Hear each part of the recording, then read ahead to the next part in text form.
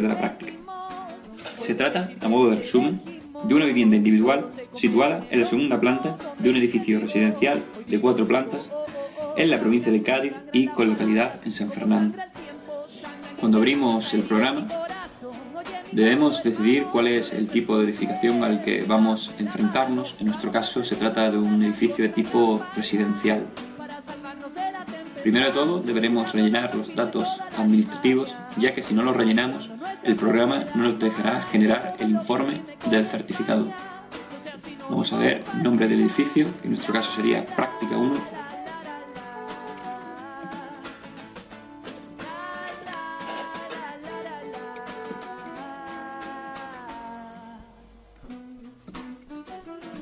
Email. Y por último, titulación habilitante, que en mi caso sería ingeniero de edificación.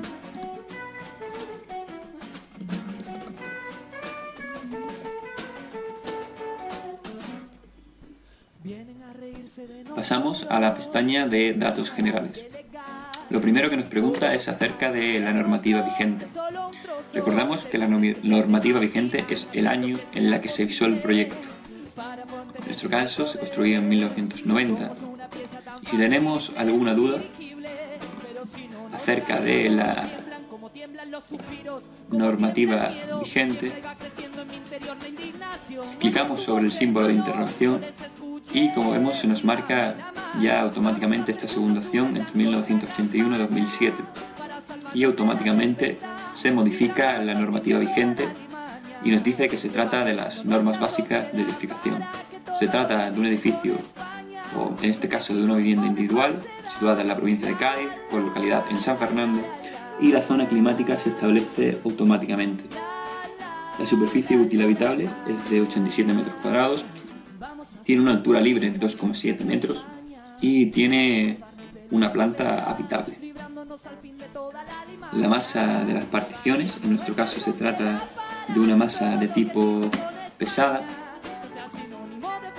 ya que se trata de tabiques de ladrillo hueco doble y ladrillo hueco simple, además de forjados de viguetas unidireccionales. En el caso de masa media sería para particiones de, por ejemplo, laminados de yeso, y ligeras para edificios de oficinas con plantas muy diáfanas. Elegimos una imagen para el edificio. Insertamos el plano de situación, que tiene que ser en formato imagen. Podemos elegir o hacer una captura de pantalla del plano que nos ofrece la sede online del catastro, o elegir, como hemos hecho en nuestro caso, una imagen de Google Maps. Pasamos ya a la envolvente térmica. En nuestro caso, nuestra vivienda no posee ninguna cubierta, ni enterrada, ni en contacto con el aire, ya que se trata de una vivienda que se sitúa entre 2 plantas de un edificio. Muros en contacto con el terreno tampoco poseemos. Un ejemplo de contacto de muro con el terreno es muy simple, serían viviendas o edificaciones que poseen muros de sótano. De fachada, como podemos ver en el plano que os dejamos de AutoCAD, tenemos 2 fachadas, una a cara norte, que sería esta de aquí, y otra a cara suroeste, que sería esta de aquí. Si acercamos la roseta a la edificación, podemos verlo de manera mucho más clara.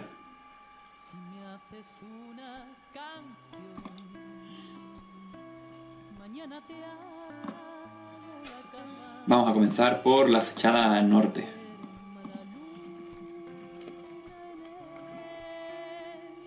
Que tiene una longitud de 8,80 metros y una altura de 2,7 metros. Se genera automáticamente la superficie. Tiene una orientación norte y el patrón de sombras lo calcularemos posteriormente. Las propiedades térmicas podemos darle a conocidas. En el caso que conozcamos los datos de los materiales que componen la fachada, una manera fácil de hacerla es ir a la librería de cerramientos y crear de manera rápida nuestros materiales. Vamos a crear un ejemplo a modo muy rápido. Elegimos en grupo de materiales, por ejemplo, fábrica de ladrillo, y material vamos a elegir medio pie de ladrillo métrico. Vamos a añadir una cámara de aire de 5 centímetros sin ventilar y, por ejemplo, otra fábrica de ladrillo, en este caso de ladrillo hueco doble, y vamos por último a añadir un mortero.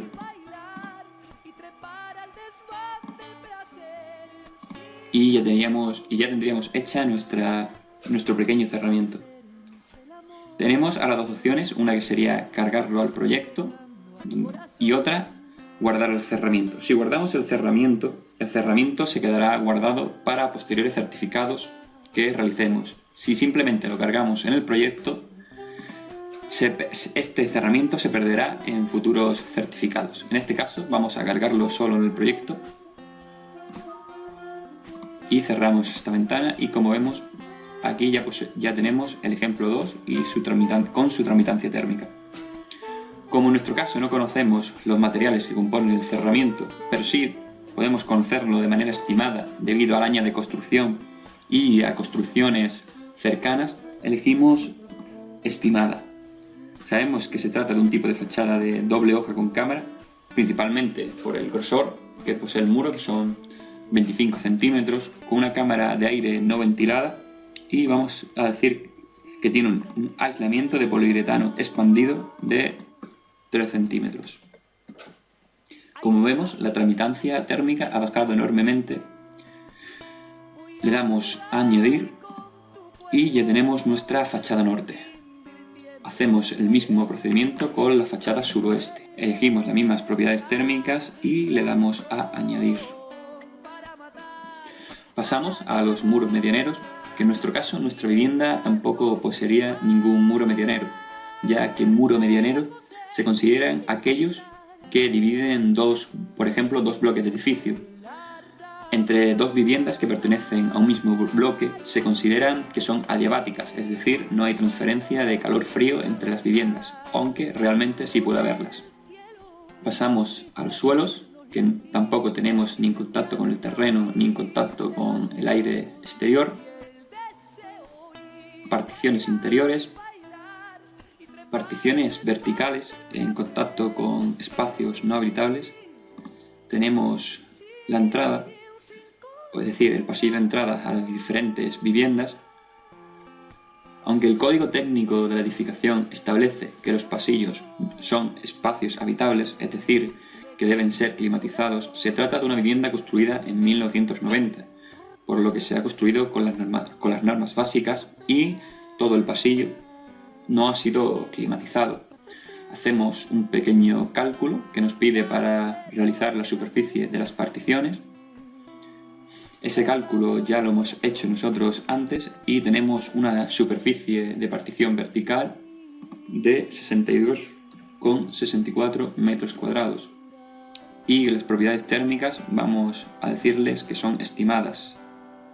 Vamos a decirle que está ligeramente ventilado y tiene un aislamiento térmico. No tiene aislamiento térmico.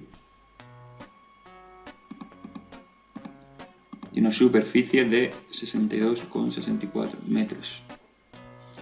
La longitud de la superficie de la partición, disculpad, sería la correspondiente a esta parte, que serían 2 metros más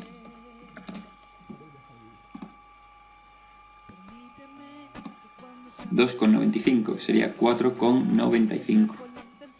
Sería una longitud de 4,95 y una altura de 2,7 metros. Una vez terminada la partición interior, la añadimos. Pasamos ahora al apartado de huecos lucernarios. Lo primero que debemos hacer es identificar los huecos que se repiten en una misma fachada. En este caso tenemos dos balcones de 1 metro de ancho y con una altura de 2,10 metros, y otro perteneciente al salón con una anchura de 1,60 metros. Por lo tanto, vamos a tener dos huecos, que serían los N1 y el N2. Vamos a comenzar por el N1. Le asignamos el cerramiento, que sería el fachada norte, con una longitud de 1 metro, una altura de 2,10 y en este caso se repite 2 veces. El porcentaje del marco lo hemos calculado y tiene un 15%.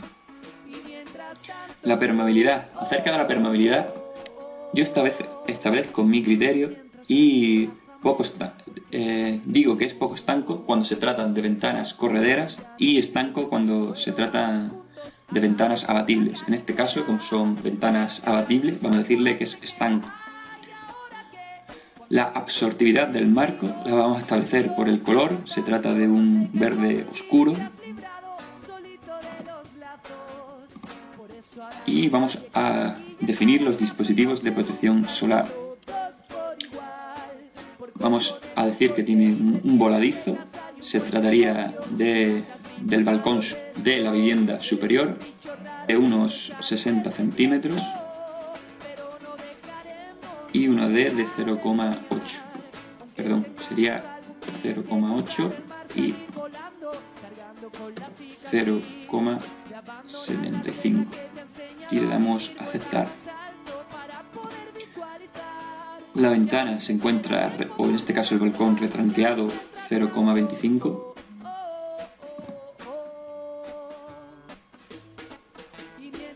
Y nada más. El patrón de sombra, igualmente que hemos hecho con los muros, lo realizaremos a posteriori, aunque cabe destacar que como estas ventanas, tanto la ventana como la fachada, se encuentran en cara norte, no hará falta realizar el patrón de sombras. Las propiedades térmicas vamos a realizarla de manera estimada, se trata de un vídeo doble y metálico sin rotura de puente térmico. Y le damos a añadir.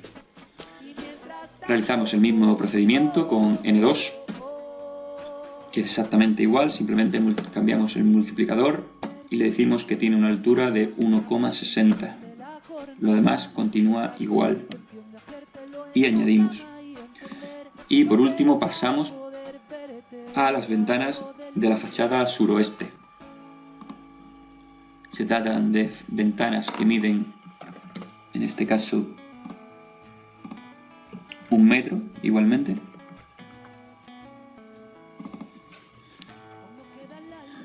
Pertenecientes a la fachada suroeste, con una longitud de 1 metro, una altura de 1,10 y un multiplicador de 2. En este caso tenemos que modificar la permeabilidad del hueco, ya que se tratan de ventanas correderas, y la absortividad del marco porque se trata de color blanco medio. Y aceptamos.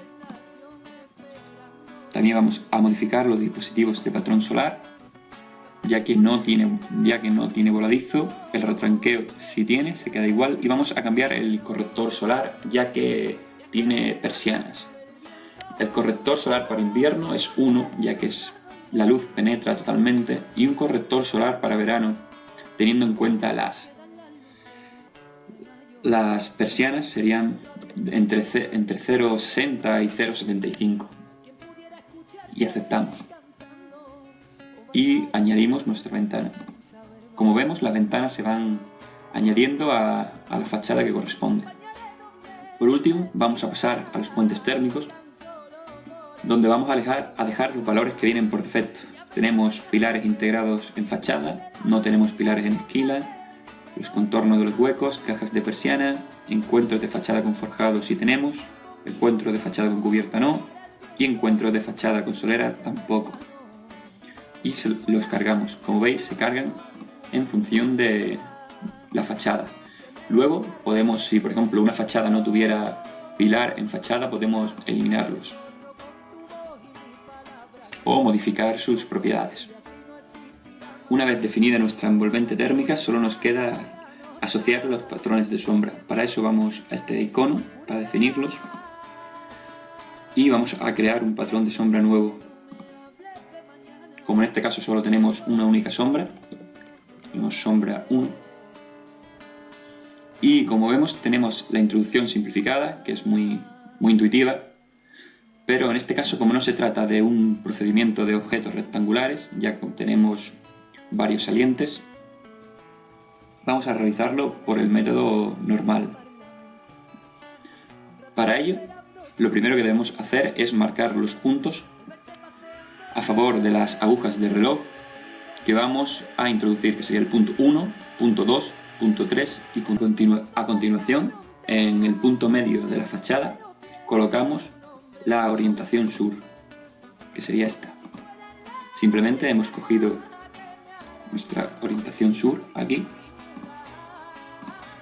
y la hemos copiado en el punto medio de nuestra fachada.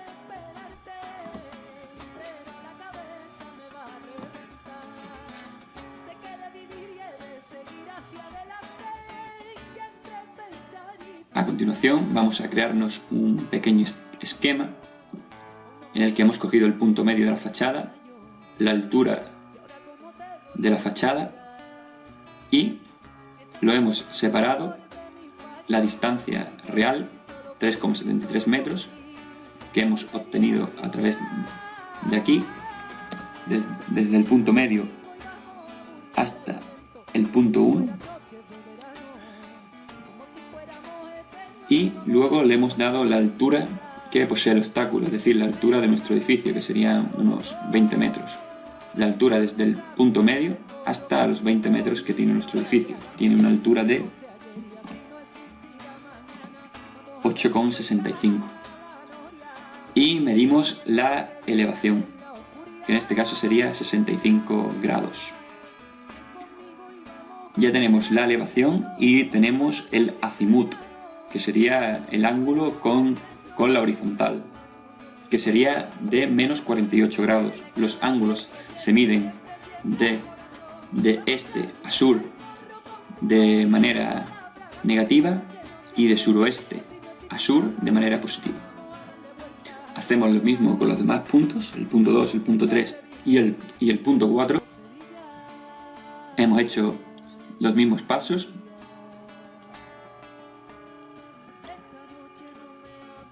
Y una vez tenemos nuestros 4 puntos, nos vamos de nuevo al programa C3X. Al principio puede parecer un poco lioso, pero a medida que vayamos realizando 2 o 3 patrones de sombra consecutivos, comprobaremos que es una tarea realmente sencilla. Alfa se trata del azimut y beta de la elevación. Deberemos ir dando puntos según las agujas del reloj de la siguiente manera. Por ejemplo, el primer punto tiene un azimut de menos 48 y una elevación de 67. Del punto 1 al punto 2. El punto 2 tiene un azimut de menos 25 y una elevación de 65 grados. Y añadimos. Ahora del punto 2 al punto 3. Del punto 2 de nuevo menos 25, 65 y ahora el punto 3, 22, 79. Añadimos. Y ahora del punto 3 al punto 4, que sería 22, 79, 39, 37. Añadimos. Una vez conseguido nuestro patrón de sombra, simplemente le damos a guardar. En este caso, como hemos dicho antes, no poseemos ningún otro patrón de sombra, ya que la otra fachada se encuentra cara norte y realmente no deberíamos asignarle ningún patrón de sombra. Debemos tener en cuenta también que el patrón de sombra solo va a ser un 3% o va a tener una repercusión del 3% en nuestro certificado energético, ya que el certificado energético se centra principalmente en envolventes e instalaciones. Cerramos la ventana, volvemos al programa y ahora debemos asignar a la fachada su patrón de sombra. Le damos a modificar y a las ventanas. Y como vemos, ya tenemos totalmente definida nuestra envolvente. Así que pasamos a las instalaciones. En este caso se trata de una vivienda que tiene un equipo de agua caliente sanitaria generada por una caldera estándar o caldera atmosférica de GPL, que es un gas licuado, o como se conoce habitualmente, butano. El rendimiento, al tratarse de una caldera relativamente antigua, no lo conocemos, no poseemos ningún dato, así que lo vamos a estimar según instalación. Aislamiento de la caldera, vamos a dejarla en antigua y mal aislamiento. Y añadimos. Luego hemos visto que tiene climatizado únicamente la parte del salón, por eso hemos hecho este pequeño levantamiento de plano para ver la superficie del salón. Así que vamos a proceder a elegir un equipo de calefacción y refrigeración con bomba de caudal variable a electricidad en este caso, y vamos a decirle la superficie calefactada y refrigerada. En este caso medimos la superficie del salón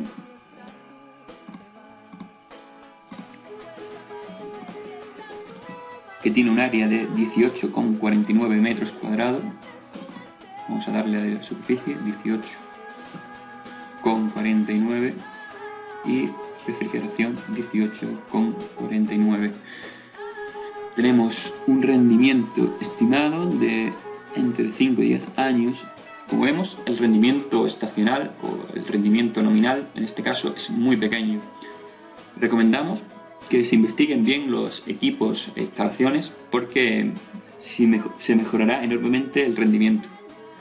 Esto implica que se mejore enormemente la certificación energética, porque por ejemplo un equipo de climatización de menos de 5 años aquí nos está dando que tiene un rendimiento nominal del 150%, cuando un equipo que tenga menos de 5 años puede tener un rendimiento nominal en torno al 300% o incluso algunos en torno al 400%. Bueno, una vez establecido esta instalación, damos a añadir. Como esta edificación no posee contribuciones energéticas ni ningún otro tipo de instalación, ya hemos terminado de definir totalmente nuestro edificio, por lo que procederemos a realizar la calificación energética. Calificamos el proyecto y obtenemos una E. Vamos a hacer un breve inciso y recordar que la mayoría de edificaciones en España, por la manera de construcción, va a tener entre una E y una F e incluso una G. Únicamente aquellas que hayan cumplido el código técnico tienen como mínimo una D, pero estará en torno siempre de la D. Casi nunca llegaremos a una C. Antes de comenzar con las mejoras que podamos incluirle, vamos a centrarnos en el análisis del edificio objeto para ver dónde se comporta peor nuestra edificación.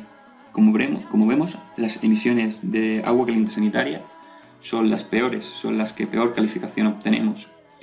También tenemos mala calificación en calefacción y en demanda e emisiones de calefacción. No tanto así como en refrigeración. Bueno, pasamos a las medidas de mejora. En este caso, a modo de resumen, vamos a hacer simplemente un conjunto de mejoras.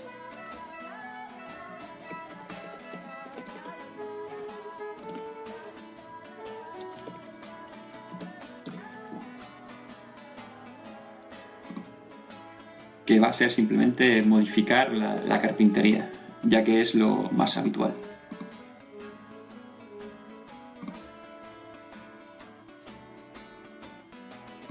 Vamos a elegir esta mejora por defecto, aunque podríamos definir nuevas ventanas.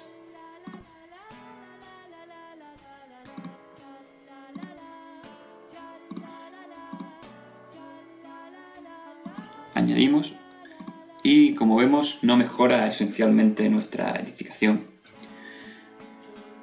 Es posible que podamos meter diferentes mejoras, pero también hay que recordar que las mejoras deben ser viables, tanto económicamente como constructivamente. En este caso vamos a guardar el conjunto y, por último, podemos realizar un análisis económico que, aunque no es obligatorio, sí es obligatorio realizar el presupuesto, el coste de las medidas. Si es necesario, podemos sería recomendable realizar un análisis económico. Y por último vamos a generar el informe del proyecto.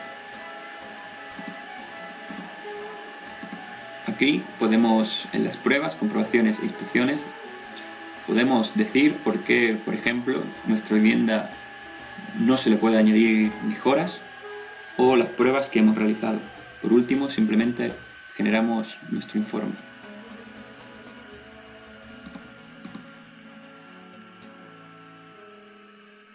Pues esta ha sido la primera práctica. Si tienen alguna duda o alguna cuestión,